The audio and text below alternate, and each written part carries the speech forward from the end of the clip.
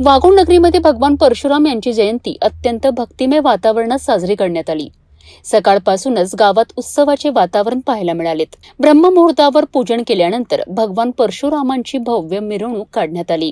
जय परशुरामच्या जय घोषणाने संपूर्ण परिसर भारावून गेला होता। या सोहळ्यात गावातील अबालवृद्ध, महिला आणि तरुणांनी मोठ्या संख्येने सहभाग नोंदविला। ठिकठिकाणी मिरवणुकीचे स्वागत करण्यात आले असून महाप्रसादाने या उत्सवाची सांगता झाली। एकतेचा आणि भक्तीचा संदेश देणारा हा सोहळा वाघोडकरांच्या स्मरणात राहणारा ठरलाय। भगवान विष्णूचे 6वे अवतार जमदग्निपुत्र भगवान परशुराम यांचा जन्मदिवस आहे। तर ब्राह्मण म्हणजे काही असं किंवा प्रत्येकाच्या घरी जाऊन पूजा करायचा असं काही नाही।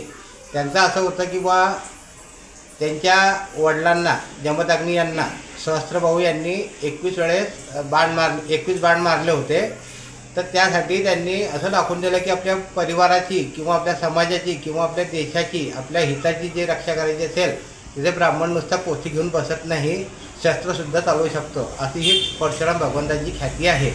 म्हणून आजचा दिवस परशुराम जयंतीनिमित्त अक्षय तृतीया हा साजरा केला जातो।